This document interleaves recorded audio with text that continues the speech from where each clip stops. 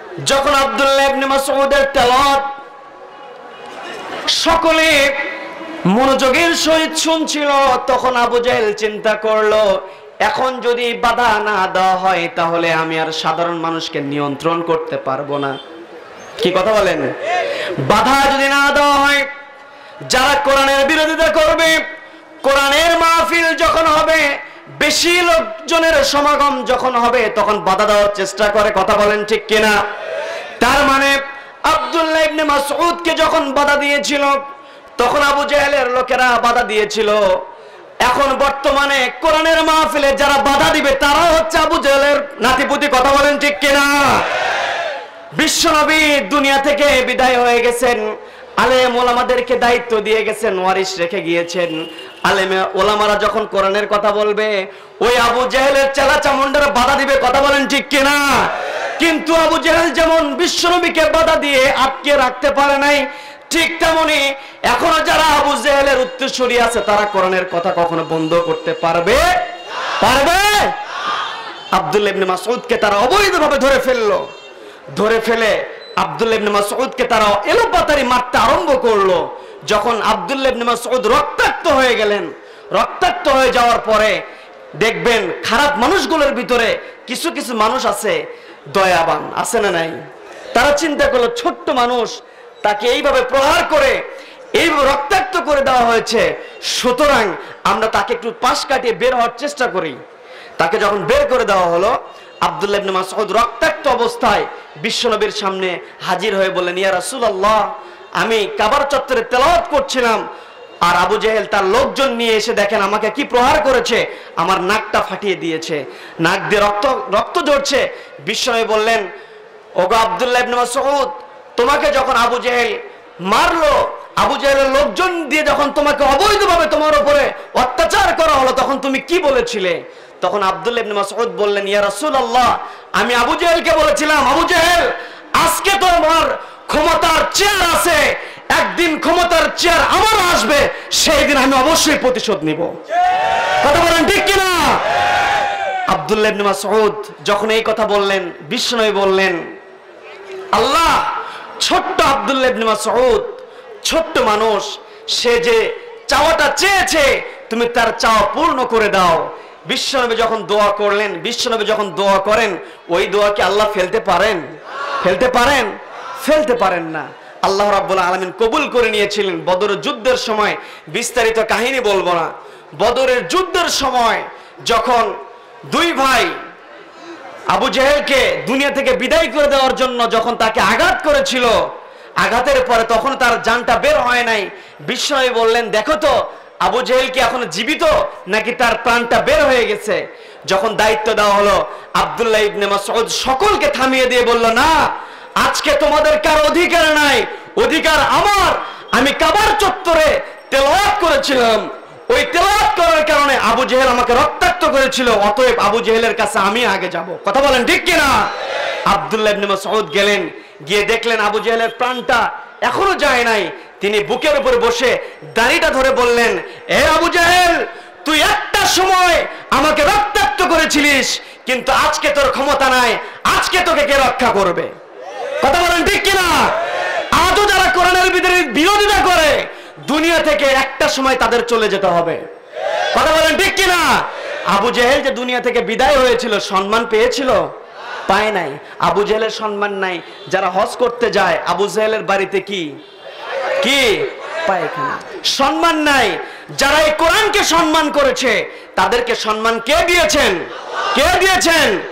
এই যে কোরআন, এই কোরআনটা আমরা যখন একটা কাঠের উপরে রাখি, সেই কাঠটা দামি করে দেন কে দামি করে দেন? যত দামি কাঠ হোক না কেন, আপনার চেয়ার যদি পড়ে যায়, চেয়ার তুলে কি আমরা চেয়ারে চুমা খাই? কিন্তু যেই রিহালের উপরে আমরা কোরআন শরীফ রাখি, ওই রিহালটা যদি পড়ে যায়, ওই কাঠে আমরা চুমু খাই কি খাই না? সম্মান আছে না নাই? সুতরাং কোরআনের সাথে থাকলেই দুনিয়াতেও সম্মান, আখিরাতেও সম্মান। সম্মান দিবেন কে দিবেন? আব্দুল্লাহ ইবনে মাসউদ রক্তাক্ত হয়ে গেলেন। সাহাবায়ে কেরাম আব্দুল্লাহ ইবনে মাসউদকে বললেন, ওগো মাসউদ, তোমার আব্দুল্লাহ ইবনে মাসউদ, তোমাকে তো আমরা না করেছিলাম, ছোট্ট মানুষ তুমি তেলাওয়াত করতে যেও না, তোমাকে কাফেররা অত্যাচার করবে, তোমাকে কাফেররা রক্তাক্ত করে দিবে, তুমি কেন শুনলে না? ছোট্ট আব্দুল্লাহ ইবনে মাসউদ জবাব দিয়ে দিচ্ছেন, ওগো আমার সাথীরা, ওগো আমার দ্বীনি ভাইয়েরা, বিশ্বনবী যদি আমাকে আবার বলেন, আমি কাবার চত্বরে আবার তেলাওয়াত করতে রাজি আছি, বলেন না সুবহানাল্লাহ। আব্দুল্লাহ ইবনে মাসউদ অত্যাচারে অত্যাচারিত হয়েছেন, আবারও নিশ্চিত জানেন তিনি কাবার চত্বর যদি তেলাওয়াত করে কাফেররা তাকে সাইজ করবে, রক্তাক্ত করবে। তারপরও আল্লাহর মহাব্বতে কাবার চত্বরে আবারও তেলাওয়াত করার আশা জাগালেন। কেন জাগালেন? তিনি জানেন দুনিয়া থেকে যখন বিদায় হয়ে যাব, কাফেরদের অত্যাচারে, কাফেরদের মাধ্যমে যদি রক্ত ঝরে দুনিয়ায় চলে যায়, শহীদ বানিয়ে দিবেন কে? আল্লাহ শহীদ বানিয়ে দিবেন। আর শহীদরা কখনো ইন্তেকাল করে না, কথা বলেন ঠিক কিনা? আজও যারা আব্দুল্লাহ ইবনে মাসউদের উত্তরসূরি আছে, অবৈধভাবে মিথ্যা মামলা দেওয়া হয়, রিমান্ডে হাজারো অত্যাচার করা হয়, রিমান্ডে তাদেরকে শিখিয়ে দেওয়া হয় এখান থেকে বের হয়ে কোনো আন্দোলন করা যাবে না, তখন হয়তো অত্যাচারে কিছুই বলে না, যখনই জামিন হয়ে বের হয়ে চলে আসে সঙ্গে সঙ্গে আবার আন্দোলনে ঝাঁপিয়ে পড়ে, কথা বলেন ঠিক কিনা? আবার আন্দোলনে ঝাঁপিয়ে পড়েন, কারণ তাদের ভিতরে আব্দুল্লাহ ইবনে মাসউদের আদর্শ আছে, কথা বলেন ঠিক কিনা? যতদিন কোরআন থাকবে, যতদিন আব্দুল্লাহ ইবনে মাসউদের অনুসারীরা দুনিয়াতে থাকবে, হাজারো চেষ্টা করে কোরআনের পাখি যারা আছে এদেরকে বন্দী রাখা যাবে না, কথা বলেন ঠিক কিনা? এই যে দেখেন আব্দুল্লাহ ইবনে মাসউদ, তিনি যে কোরআন তেলাওয়াত শিখলেন, তিনি যখন ছোট্ট ছিলেন, ইসলাম যখন কবুল করেন নাই, একটা মজার কাহিনী আছে, বিশ্বনবীর জন্য এমনিতেই তিনি পাগল হন নাই, তিনি তখন ইসলাম কবুল করেন নাই। তিনি একজন উকবা, মক্কার একজন ধনাঢ্য ব্যক্তি ছিল। উকবার ছাগল চড়াতেন, সকালে ছাগল নিয়ে যেতেন, বিকেলে সারাদিন ছাগলটা চড়ানোর পরে বিকেলে আবার ঘরে ফেরাতেন, সারাদিন কোথাও যেতে পারতেন না। তিনি শুনতে পেয়েছিলেন মক্কাতে নাকি নতুন একজন ব্যক্তি ইসলামের দাওয়াত দিচ্ছেন, তার বড় আগ্রহ ছিল সেই ব্যক্তির সঙ্গে দেখা করার, কিন্তু তার দায়িত্ব পালনের জন্য রাখাল হওয়ার কারণে তিনি বিশ্বনবীর কাছে যেতে পারছিলেন না। তার ভিতরে একটা আফসোস ছিল। ওই আফসোসের সময় একটা মুহূর্তে আব্দুল্লাহ ইবনে মাসউদ একদিন মাঠের ভিতরে ছাগল চড়াচ্ছিলেন, দেখলেন দুইজন মানুষ আগন্তুক ব্যক্তি তার দিকে এগিয়ে আসছে, তার মেষপালের দিকে এগিয়ে আসছে, তার বকরির পালের দিকে এগিয়ে আসছে। একটা পর্যায়ে যখন আব্দুল্লাহ ইবনে মাসউদের সামনে হাজির হয়ে গেলেন, হাজির হয়ে গিয়ে যখন আব্দুল্লাহ ইবনে মাসউদকে বললেন, ওগো রাখাল, তুমি তো আমার চেহারা দেখে বুঝতে পারছো ঠোঁটগুলো শুকিয়ে গিয়েছে, তৃষ্ণায় গলা শুকিয়ে কাঠ হয়ে গিয়েছে, তোমার কাছে রিকোয়েস্ট করি, তোমার তো এখানে অনেক ছাগলের পালের ভিতর থেকে অনেক ছাগি আছে, সেখান থেকে সামান্য একটু দুধ দহন করে আমাদেরকে একটু দাও, আমরা ঠোঁটটা শুকিয়ে নেই, ঠোঁটটা শুকনা ঠোঁটটাকে আমরা একটু ভিজিয়ে নেই, গলাটা শুকিয়ে গেছে, আমাদের তৃষ্ণা একটু নিবৃত করার চেষ্টা করি। যখন এই কথা বললেন, কিন্তু আব্দুল্লাহ ইবনে মাসউদ বললেন, ওগো পথিক, আপনাদের চেহারা দেখে মনে হচ্ছে আপনারা ভদ্র ঘরের মানুষ, আপনারা সমাজের সম্মানিত ব্যক্তি, আপনাদের চেহারা বলে দিচ্ছে, কিন্তু আপনারা যে রিকোয়েস্ট আমাকে করেছেন এটা আমার পক্ষে রক্ষা করা সম্ভব হবে না, কারণ আমার মালিক আমাকে আমানত হিসেবে দিয়েছেন, আমি তো আমানতদার মাত্র, এখান থেকে দুধ দেওয়ার অধিকার আমার নাই। বিশ্বনবীকে যখন আব্দুল্লাহ ইবনে মাসউদ এইভাবে রিপ্লাই দিলেন, বিশ্বনবী সন্তুষ্টির হাসি চেহারায় ফুটে উঠলো, বিশ্বনবীর চেহারায় সন্তুষ্টির হাসি ফুটে উঠলো। একজন রাখাল একজন মরুভূমিতে ছাগল চড়াচ্ছে, তার ভিতরে কি আমানতদারিতা! বিশ্বনবী খুশি হয়ে গেলেন, কারণ বিশ্বনবী একজন বিশ্বস্ত আমানতদার, কথা বলেন ঠিক কিনা? কাফেররা বিশ্বনবীকে আল আমিন উপাধি দিয়েছিল, বিশ্বস্ত উপাধি দিয়েছিল, বিশ্বনবী খুশি হয়ে গেলেন। কিন্তু বর্তমান সময়ে যদি কোনো নেতা গিয়ে কোনো দোকানে গিয়ে বলে আমাকে এই মালামাল দাও, মালামাল দেওয়ার পরে যদি ওই দোকানদার বলে যে বিলটা দেন, খবর আছে না নাই? আছে না নাই? এইরকম নেতার সংখ্যা দিন দিন বাড়ছে না কমছে? বাড়ছে না কমছে? বাড়ছে। কারণ নেতাদের ভিতরে কি নাই? সবাই বলেন কি নাই? কোরআন নাই। আব্দুল্লাহ ইবনে মাসউদ যখন এই কথা বললেন, বিশ্বনবী খুশি হয়ে গেলেন। বিশ্বনবী বললেন, ওগো রাখাল, আমাকে দুধ দহন করে দিতে হবে না, তুমি আমাকে এমন একটা ছাগি নিয়ে এসে দাও যে ছাগির সংস্পর্শে পুরুষ ছাগল যায় নাই, মানে পাঠা ছাগির সংস্পর্শে যায় নাই, সেই ছাগিটা আমার কাছে একটু নিয়ে এসে দাও। তখন বিশ্বনবীকে আব্দুল্লাহ ইবনে মাসউদ পাশে একটা ছোট্ট ছাগি দেখিয়ে দিলেন। ছোট্ট ছাগিকে দেখিয়ে দেওয়ার পরে বিশ্বনবী ছাগিটা ধরে নিলেন। বিশ্বনবী যখন ছাগিটা ধরে নিলেন, ছাগিটা ধরে নেওয়ার সঙ্গে সঙ্গে বিশ্বনবী ওই ছাগির ওলানে হাত দিলেন। রহমতের হাত যখন দিয়ে দিলেন, তেলাওয়াত করলেন বিসমিল্লাহির রহমানির রহিম।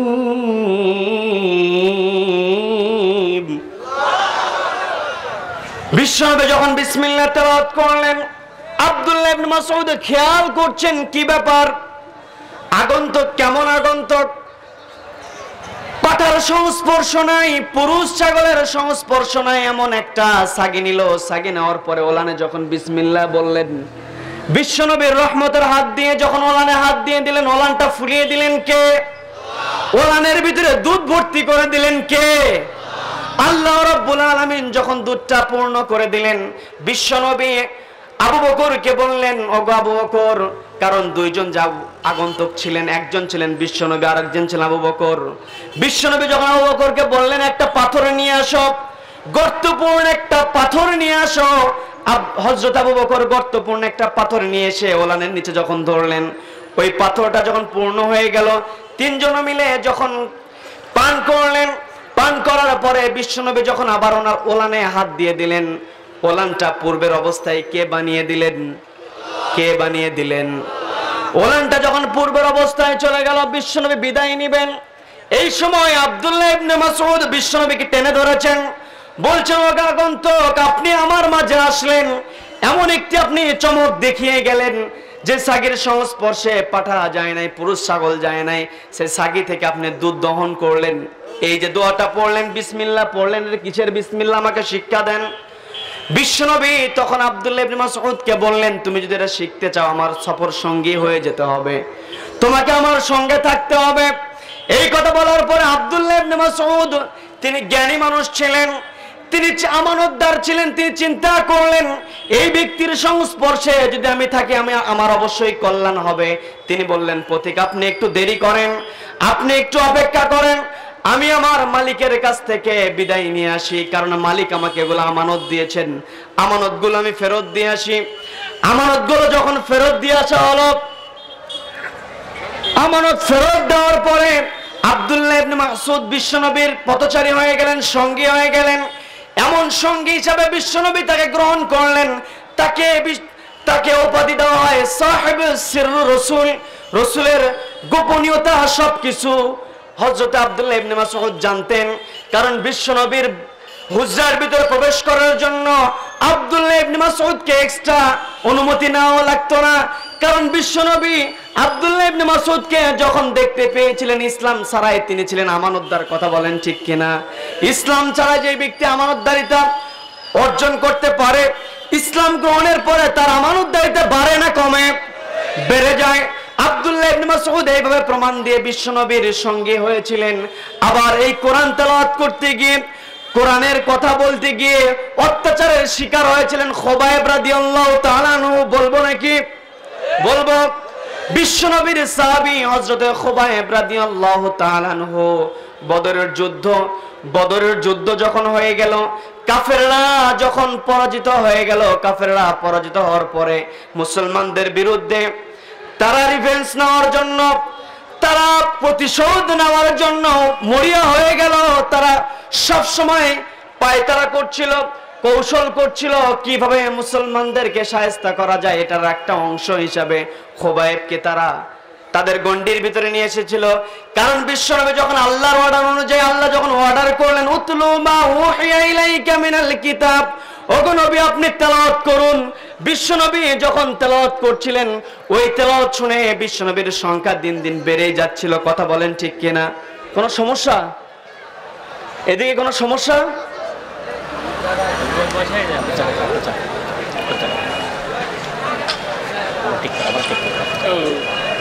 হযরত খুবাইব রাদিয়াল্লাহু তাআলা আনহু বদর যুদ্ধের পরে কাফেররা যখন প্রতিশোধ নেওয়ার জন্য পায়তারা করছিল, একদিন ফন্দি আটার পরে হযরত খুবাইবকে কাফেররা তাদের গণ্ডির ভিতরে নিয়ে আসলো। গণ্ডির ভিতরে নিয়ে আসার পরে হযরত খুবাইবকে শিকল দিয়ে হাত বেঁধে ফেললো।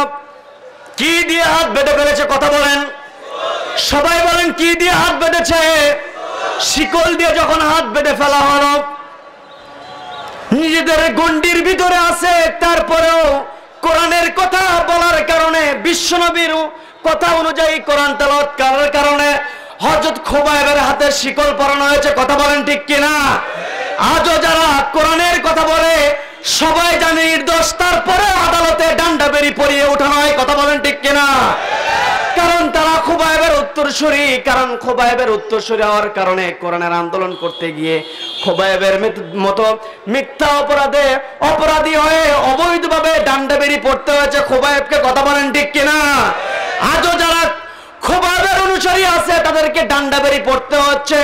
এই ডান্ডা বেরি পড়া দেখে আমাদের হতাশ হলে চলবে নাকি? হতাশ হলে চলবে না। হযরত খুবাইবকে যখন শিকল দিয়ে বেঁধে ফেলা হলো, পাটাও বেঁধে ফেলা হলো, চাবুক দিয়ে প্রহার করা হচ্ছে, চেহারার ভিতরে কোনো ভয়ের ছাপ নাই।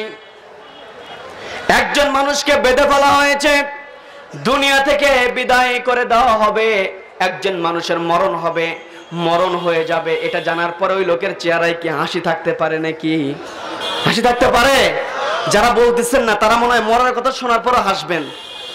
কি চেহারায় কি হাসি থাকতে পারে? পারে না। একটা গল্প পড়েছিলাম, একজন ব্যক্তি মোটা, হৃষ্টপুষ্ট একজন ব্যক্তি, মোটা মানুষের চলতে ফিরতে কষ্ট আছে না নাই? এই জন্য মোটা হয়ে গেলে হয়তো যখন স্বাস্থ্য আল্লাহ রাব্বুল আলামিন দেয় না, চিকন থাকে, তখন একটাই আফসোস যে আল্লাহ আমাকে শরীরে গোস্ত দেয় না, এত কিছু দিয়েছে কিন্তু শরীরে গোস্ত নাই। এরকম বলার লোক আছে না নাই? আবার ওই লোক যখনই শরীরে গোস্ত বেড়ে যায়, ওজন যখন বেড়ে যায়, ওজনটা নিয়ন্ত্রণের জন্য চেষ্টা করে কি করে না? করে কি করে না? এটা আমাদের মা বোনদের ভিতরে এই প্রচলনটা বেশি। কি কথা বলেন? মা বোনরা তো আলোচনা শুনছেন নাকি?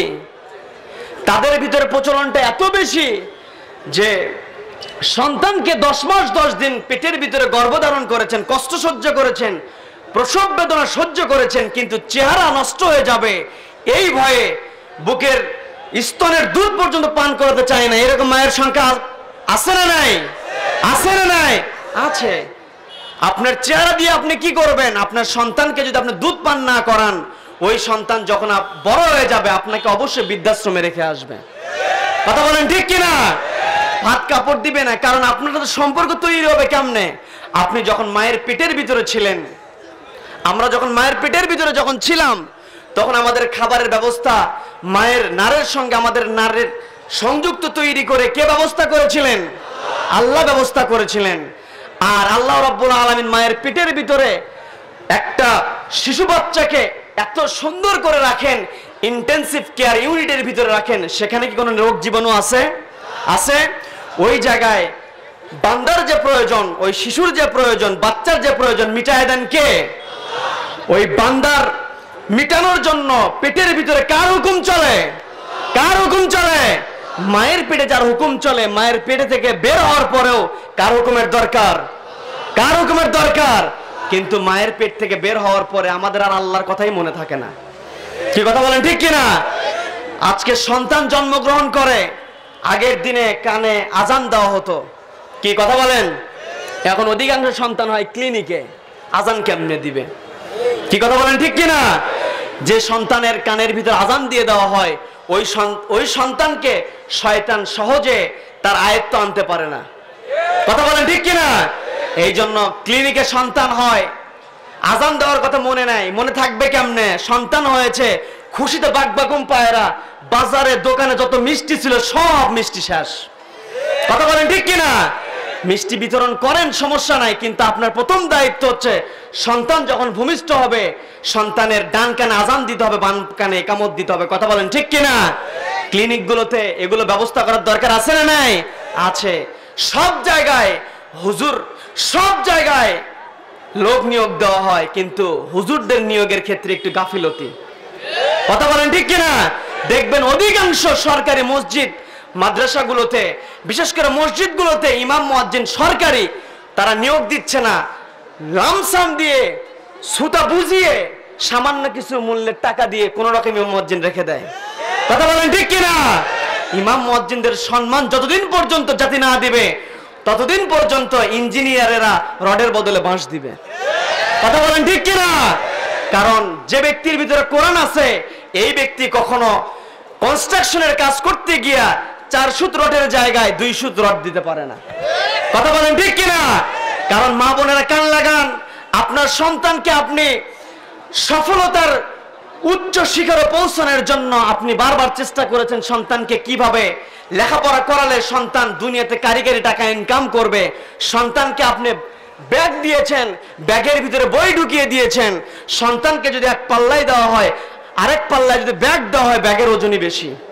কথা বলেন ঠিক কিনা? এখন ওই বইগুলো যখন খুলে খুলে দেখবেন বইয়ের নাম কি, আপনি 14-15টা বই খুলে দেখবেন সবগুলো বইয়ের ভিতরে একটা বইয়ের ভিতরে আপনি পাবেন না কোরআন হাদিসের কথা। কথা বলেন ঠিক কিনা? সন্তানকে যদি আপনি ছোটবেলায় তার কলবের ভিতরে কোরআন ঢুকিয়ে দেন, আল্লাহর ভয় ঢুকিয়ে দেন, ওই সন্তান যত বড় দায়িত্ব পালন করুক না কেন, সন্তান যতই তার কানের ভিতরে এসে অসওয়াসা দিক না কেন, তার মনের ভিতরে যতই অসওয়াসা দিক না কেন, কোরআনের ভয় যখন সন্তানের ভিতরে থাকবে ওই সন্তান কখনো অন্যায় করতে পারে না। আজকে দিন দিন শিক্ষিত মানুষের সংখ্যা বাড়ছে, কিন্তু এই শিক্ষিত চোরের সংখ্যা ধীরে ধীরে বাড়ছে। কথা বলেন ঠিক কিনা? জনগণের টাকা খোঁচা দিয়ে লক্ষ লক্ষ টাকা জনগণের টাকা মেরে দিচ্ছে। কথা বলেন ঠিক কিনা?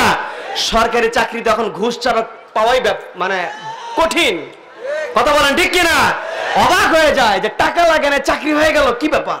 কি বলে না?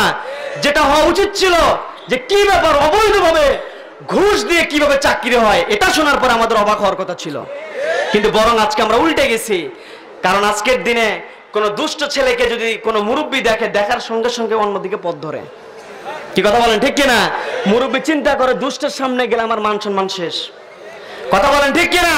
কিন্তু আগের দিনে কোন ছোট ছেলে যদি কোনো মুরব্বীকে দেখে যেত, সঙ্গে সঙ্গে মূর্তির মতো দাঁড়িয়ে যেত।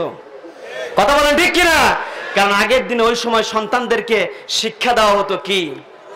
কি শিক্ষা দেওয়া হতো? আজকে ফোরকানিয়ার সংখ্যা দিন দিন কমে যাচ্ছে। যেই মাহফিলের, যেই মাদ্রাসার কেন্দ্র করে আজকে আমরা এই মাহফিল একত্রিত হয়েছি, এই মাদ্রাসাকে আল্লাহ রাব্বুল আলামিন কিয়ামত পর্যন্ত কবুল করেন, বলেন আমিন, বলেন আমিন। এই যে ছেলেরা কত সুন্দর করে তেলাওয়াত করে, এই হাফেজদের যে কি দাম! আমার দেশে হাফেজদেরকে সম্মান দেওয়া হয় না, দেওয়া হয় ক্রিকেটারদেরকে। কথা বলেন ঠিক কিনা? দেওয়া হয় নর্তকী বেহায়া বেশ্যাদেরকে। কথা বলেন ঠিক কিনা? এই যে বিপিএল এর পর্দা উঠানো হলো, এখানে অর্ধ উলঙ্গ হয়ে কতগুলো বেশ্যা নৃত্য করলো, আর সমাজের সর্বোচ্চ ব্যক্তি ঘন্টার পর ঘন্টা বসে দেখলো। কথা বলেন ঠিক কিনা? আজকে তাহাজ্জুদ পড়ে কোনো লাভ হবে না যদি না কোরআনকে সম্মান দেওয়া হয়। কথা বলেন ঠিক কিনা? সম্মানিত হাজিরিন, কোরআনকে সম্মান দিতে হবে। নর্তকীকে সম্মান দিয়ে কখনো সমাজে শান্তি আনা সম্ভব নয়। সম্মানিত হাজিরিন, বলতে নিয়েছিলাম খুবাইব রাদিয়াল্লাহু তাআলা আনহুকে অবৈধভাবে শিকল দিয়ে বেঁধে ফেলা হয়েছে। এই কথার বর্ণনা করছিলেন হযরত সাঈদ ইবনে আমির আল জুমাহি। কি কোনো সমস্যা? এদিকে তাকাতাকি করেন কেন? এইদিকে দেখেন, ওইদিকে যাওয়া হয় হোক। কারণ কোরআনের ময়দানে এইরকম কোথাও হয় নাই। কারণ দুনিয়াতে যখন কোনো কনসার্ট হয়, দুনিয়াতে যখন কোনো সমাবেশ হয়, সে সমাবেশের ভিতরে দেখা যায় যে প্রধান অতিথি আছে, ওই প্রধান অতিথিকে উদ্দেশ্য করে পায়ের স্যান্ডেল পর্যন্ত খুলে নিক্ষেপ করে। কি আছে না নাই? কারণ সেখানে কোনো আদব নাই। কিন্তু কোরআনের জালসা আদব আছে না নাই? আল্লাহ রাব্বুল আলামিন, আপনি কোরআন কেমনে শুনবেন, কোরআন শোনার জন্য আপনার কেমন দায়িত্ব পালন করতে হবে সেটা সুন্দর করে পবিত্র কোরআনের 7 নম্বর সূরা সূরাতুল আরাফ, সূরাতুল আরাফের 204 নম্বর আয়াতে কারিমার ভিতরে রব্বুল আলামিন সুন্দর করে বলছেন, যারা পারেন আমার সঙ্গে ঠোঁটটা মিলিয়ে পড়বেন, সওয়াব দেবেন কে? যারা পারেন আমার সঙ্গে পড়েন, ওয়াইদা কুরিআল কুরআনু ফাসতামিউ লাহু وأنصتوا لعلكم ترحمون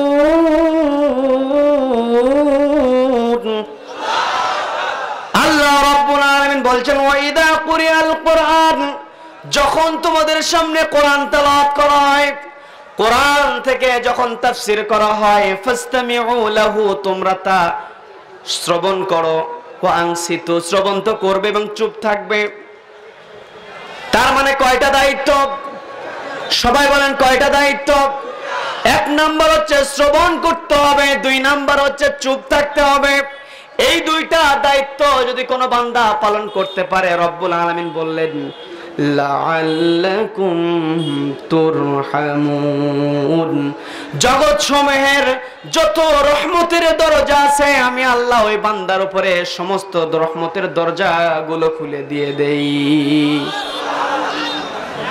তার মানে এই দুইটা কাজ করে কোরআনের ময়দানে কথা শুনতে হবে সন্তুষ্ট কে হবেন রহমত কে দিবেন বলতে নিয়েছিলাম হযরত খুবাইবকে অত্যাচার করা হচ্ছে এই অত্যাচারের বর্ণনা দিচ্ছিলেন সাঈদ ইবনে আমির আল জুমাহি তিনি বলছিলেন আমি তখনও ইসলাম কবুল করি নাই কাফেররা যেদিন খুবাইবকে বেঁধে ফেললো আমি দূর থেকে একটা জিনিস লক্ষ্য করছিলাম একজন মানুষ মৃত্যু পথযাত্রী হয়ে গেছে দুনিয়া থেকে বিদায় হয়ে যাবে মৃত্যু তার নিশ্চিত মৃত্যু নিশ্চিত হয়ে যাবে কিন্তু চেহারার দিকে তাকাচ্ছিলাম তাকিয়ে দেখছিলাম চেহারার ভিতর হাসির ঝিলিক কিসের ঝিলিক সবাই বলেন কিসের ঝিলিক হাসির ঝিলিক ছিল একটা পর্যায়ে দেখা গেল খুবাইব রাদিয়াল্লাহু তাআলা আনহুর শরীর থেকে ডান হাতটা কোপ দিয়ে পৃথক করে দেওয়া হলো শরীর থেকে যখন ডান হাতটা পৃথক করে দেওয়া হলো পৃথক করে দেওয়ার পরে তখনও খুবাইব রাদিয়াল্লাহু তাআলা আনহুর চেহারার ভিতর হাসির ঝিলিক ছিল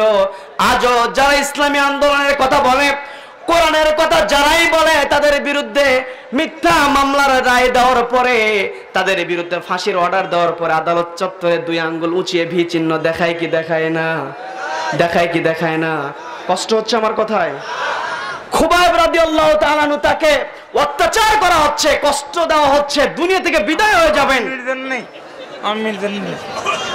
ঠিক আছে মারিয়া দোয়া করো আল্লাহ তার মেয়েকে খাদিজার উত্তরসূরি হিসেবে কবুল করুন বলেন আমিন ওনাকে আল্লাহ রাব্বুল আলামিন অসুস্থ বানিয়েছেন এটা ইচ্ছা করলে কি আমাদেরকে বানাতে পারতেন কি পারতেন না একটা জিনিস লক্ষ্য করা যায় যাদেরকে আল্লাহ রাব্বুল আলামিন মস্তিষ্কে অসুস্থতা দান করেন তাদেরকে আমরা কেমন যেন নেগেটিভ ভাবে দেখি দেখা যাবে আল্লাহ যদি চান এখনো সম্ভব কথা বলছি মাথার ব্রেন আউট হতে পারে কি পারে না হয় যারা কোরআনের বিরোধিতা করে তাদের হয় কি হয় না এত সম্মান কিন্তু শেষ পর্যন্ত সম্মান থাকে না কি কথা বলেন ঠিক কি না উল্টা পাল্টা কথা বলে পরিচিত মানুষ কাছে চলে যায় চিনতে পারে না কথা বলেন ঠিক কি না সম্মানিত হাজিরিন যেটা বলতে নিয়েছিলাম খুবাইব রাদিয়াল্লাহু তাআলা আনহুকে অত্যাচার করা হচ্ছে কিন্তু চেহারার ভিতরে কোনো ভয়ের ছাপ নাই চেহারার ভিতরে কোনো আতঙ্কের ছাপ নাই সাঈদ ইবনে আমির আল জুমাহি বলছেন আমি অবাক হচ্ছিলাম একজন মানুষ মৃত্যু পথযাত্রী কিভাবে সে মৃত্যুকে তাওয়াক্কা না করে মৃত্যুর ভয়কে অ্যাভয়েড করে সে হাসি মুখে মৃত্যুবরণ করে নিচ্ছে আমি অবাক হচ্ছিলাম আমি দূর থেকে বারবার এই জিনিসটা খেয়াল করছিলাম তিনি পরে বর্ণনা করলেন আমি খুবাইবকে দেখেছিলাম যে খুবাইব হাসছে অতএব এই যে মৃত্যুর পথে দাঁড়িয়ে খুবাইব যে হাসছে মুহাম্মদ সাল্লাল্লাহু আলাইহি ওয়াসাল্লাম সহজ কিছু খুবাইবকে শিক্ষা দেন নাই অবশ্যই কঠিন কিছু দিয়েছেন অবশ্যই সত্য কিছু দিয়েছেন বলেই খুবাইবের পক্ষে এইভাবে হাসতে সম্ভব হচ্ছে কথা বলেন ঠিক কিনা ঠিক তেমনি যুগে যুগে যারা ইসলামী আন্দোলনের কর্মী যারা হবে তারা আব্দুল্লাহ ইবনে মাসউদকে যেমন প্রহার করার পরে রক্ত ঝরানোর পরেও তাকে আবার বলা হলে তিনি আবারও কোরআন তেলাওয়াত করতে রাজি হয়ে যান ঠিক তেমনি ইসলামী আন্দোলনের কর্মীদেরকে যতই অত্যাচার করা হোক না কেন তারা আন্দোলন থেকে পিছপা হয় না খুবাইব রাদিয়াল্লাহু তাআলা আনহু মৃত্যু নিশ্চিত জেনেও তিনি আতঙ্কিত হন নাই আজও যারা কোরআনের কথা বলে কোরআনের তাফসীর যারা শোনায় তাদেরকে মিথ্যা মামলা দিয়ে আমৃত্যু কারাদণ্ড দেওয়া হয় কথা বলেন ঠিক কিনা কিন্তু তাদের ভিতরে কোনো আতঙ্কের ছাপ দেখা যায় না কারণ তারা খুবাইবের উত্তরসূরি কথা বলেন ঠিক কিনা কারণ খুবাইব রাদিয়াল্লাহু তাআলা আনহু হাসি দিয়ে প্রমাণ করে গিয়েছেন যে এই অত্যাচার ক্ষণিকের অত্যাচার এখান থেকে যখন বিদায় হয়ে যাবে যখন দুনিয়া থেকে কাফেরের অত্যাচার করবে, এই অত্যাচারে কোনো মুসলমান যদি দুনিয়া থেকে বিদায় হয়ে যায়, সরাসরি কার জান্নাত? কার জান্নাত? সম্মানিত হাজিরিন, আব্দুল্লাহ ইবনে মাসউদ তিনি তেলাওয়াত করতেন, সুন্দর তেলাওয়াত করতেন। বিশ্বনবী বলেছিলেন, তোমরা আব্দুল্লাহ ইবনে মাসউদের তেলাওয়াত শোনো। আব্দুল্লাহ ইবনে মাসউদের তেলাওয়াত যদি তোমরা শোনো, প্রকৃত স্বাদ তোমরা পাবে। প্রকৃত স্বাদ নেওয়ার জন্য আব্দুল্লাহ ইবনে মাসউদের তেলাওয়াত শুনতে বলেছিলেন। আজ যারা কোরআনের কথা বলে, সকলের কথাই কিন্তু তাসির হয় না, কথা বলেন ঠিক কিনা? যারা অত্যাচারের শিকার হয় তাদের কথাই তাসির হয়, কথা বলেন ঠিক কিনা? আব্দুল্লাহ ইবনে মাসউদ অত্যাচারের শিকার হয়ে তিনি কোরআনের কথা মজার সাথে বলতে পেরেছিলেন। একদিন একটা কাফেলার ভিতরে আব্দুল্লাহ ইবনে মাসউদ ছিলেন, কিন্তু হযরত ওমর জানতেন না। কাফেলার সামনে গিয়ে জিজ্ঞাসা করলেন, এই কাফেলা কোথায় থেকে এসেছে? কাফেলার ভিতর থেকে উত্তর দেওয়া হলো, আমিক উপত্যকা থেকে এসেছে, অমুক জায়গা থেকে এসেছে। আব্দুল্লাহ ইবনে মাসউদ ওখানে ছিলেন, তিনি জবাব দিচ্ছিলেন। এরপরে হযরত ওমর আবার পাল্টা জিজ্ঞাসা করলেন, এই কাফেলা কোথায় যাবে? তখন আব্দুল্লাহ ইবনে মাসউদ জবাব দিলেন, ইলা বাইতুল আতিক, অর্থাৎ কাবার দিকে যাবে। যখন কোরআনের শব্দ চয়ন করে আব্দুল্লাহ ইবনে মাসউদ উত্তর দিলেন, সঙ্গে সঙ্গে হযরত ওমর বুঝতে পারলেন এই কাফেলার ভিতরে অবশ্যই আলেম আছে। আলেমেরা সবসময় কথা বললে কোরআন দিয়ে কথা বলে, কথা বলেন ঠিক কিনা? যতই আপনি নেতার জীবনী থেকে কথা বলেন, নেতার জীবনী থেকে যতই আপনি সমাজের শান্তি প্রতিষ্ঠার চেষ্টা করেন, কখনো প্রতিষ্ঠা করতে পারবেন? সমাজের শান্তি প্রতিষ্ঠা করতে গেলে কোথা থেকে কথা নিতে হবে? কোরআন থেকে কথা নিতে হবে। হযরত ওমরকে জবাব দেওয়া হলো, ইলা বাইতুল আতিক। হযরত ওমর মনে করলেন, ঠিক নিশ্চয় এর ভিতরে আলেম আছে। যখন বলা হলো এখানে কোন আলেম আছে কিনা, জবাব এলো আলেম আছে। তখন হযরত ওমর প্রশ্ন করে ফেললেন, এই জায়গায় যে আলেম আছে তার উদ্দেশ্যে আমি একটা প্রশ্ন করি, তুমি একটা আয়াতে আমাকে বের করে দাও যে আয়াতটা সর্বাধিক অর্থ বহন করবে, সর্বাধিক ব্যাপক অর্থবোধক একটা আয়াত তুমি আমাকে শুনিয়ে দাও। এই প্রস্তাব যখন দিয়ে দিলেন, ভিতর থেকে জবাব দিয়ে দিল, ফামাইয়ামাল মিসকালা যাররাতিন খায়রান ইয়ারাহু ওয়া মাইয়ামাল قال ذرة شرا يره। আল্লাহু আকবার। যখন এই জবাব দিয়ে দেওয়া হলো, হযরত ওমর বুঝতে পারলেন এই জায়গায় এই জবাবগুলো হযরত আব্দুল্লাহ ইবনে মাসউদ ছাড়া অন্য কাউকে দেওয়া সম্ভব নয়।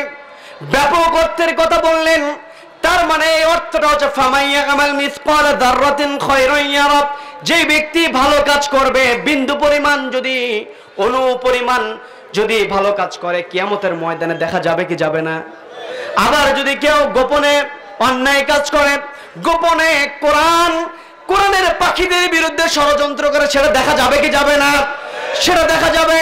কারণ আল্লাহ রাব্বুল আলামিন প্রত্যেকটা মানুষের কাঁধের উপরে, ঘাড়ের উপরে মেমোরি কার্ড সেট করে দিয়েছেন।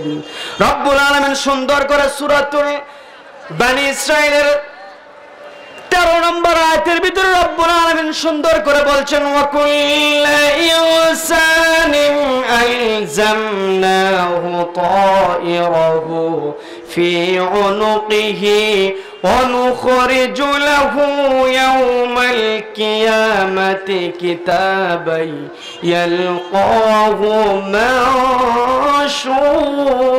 মানশুরা। আল্লাহ রাব্বুল আলামিন বলছেন, ওয়াকুল্লা ইনসানিন আলজামনাহু, প্রত্যেকটা মানুষের কাদের উপরে আমি ফি উনুকিহি, কাদের উপরে আমি মেমোরি সেট করেছি। আজ থেকে 50 বছর আগে যারা দুনিয়া থেকে বিদায় হয়ে গেছেন, 100 বছর আগে যারা দুনিয়া থেকে বিদায় হয়ে গেছেন, এই রকম ভিডিও তারা দেখতে পেয়েছেন নাকি? বর্তমান সময় ইসলামটা বোঝা অনেক সহজ। আল্লাহ রাব্বুল আলামিন কিয়ামতের কঠিন ময়দানে বান্দা যেই কাজ করুক না কেন, ভিডিও ধারণ করছেন। সামান্য একটা চিপের ভিতরে দীর্ঘদিনের ভিডিও ধারণ করা সম্ভব হয় কি হয় না? শহরের ভিতরে দেখবেন বিশেষ করে প্রত্যেকটা দোকানে সিসি ক্যামেরা রাখা হয়, কথা বলেন ঠিক কিনা? সামান্য একটা চিপের ভিতরে দীর্ঘ এক মাস যে দোকানের ভিতরে যে কর্মকাণ্ডগুলো হলো, এই কর্মকাণ্ডগুলোর ভিডিও ধারণ করা সম্ভব হয়। সামান্য আল্লাহ রাব্বুল আলামিন যে আমাদের জ্ঞান দিয়েছেন কলিল, সামান্য জ্ঞান দিয়েছেন। এই সামান্য জ্ঞান দিয়েই এই যে ধারণ করা হচ্ছে, এগুলো ধারণ করা হচ্ছে। আল্লাহ কি ধারণ করছেন কি করছেন না? করছেন। আমাদেরকে হিসাব দিতে হবে। যতই আমরা সমাজের ভিতরে যত ক্ষুদ্রভাবে, যত টেকনিকে অন্যায় করি না কেন, জবাব দিতে হবে কার কাছে? আল্লাহ রাব্বুল আলামিন কিয়ামতের কঠিন ময়দানে যখন ডিসপ্লেতে উপস্থাপন করবেন, তখন যারা মুজরিম হবে, পাপাচারী হবে, ভিডিও দেখার পরে বলবে এগুলো আমি করি নাই। বলবে কি? বলার চেষ্টা করবে কি করবে না? কারণ দুনিয়াতে মিথ্যা বলার অভ্যাস, ওই অভ্যাস আখিরাতে গিয়েও ছাড়তে পারবে না। কথা বলেন ঠিক কিনা? সেখানে আল্লাহ রাব্বুল আলামিন বলবেন কিরামান কাতিবিনা ইয়ালামুনা মা তাফআলুন।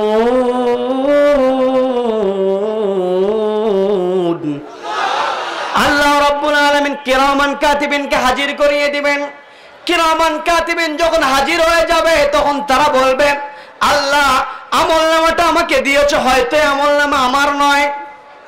সেখানে মিথ্যাচার করবে। তখন রব্বুল আলামিন বলবেন আল ইয়াউমা নাখতিমু আলা আফওয়াহিহিম ওয়া তুকাল্লিমুনা আইদিহিম ওয়া তাশহাদু আরজুলুহুম বিমা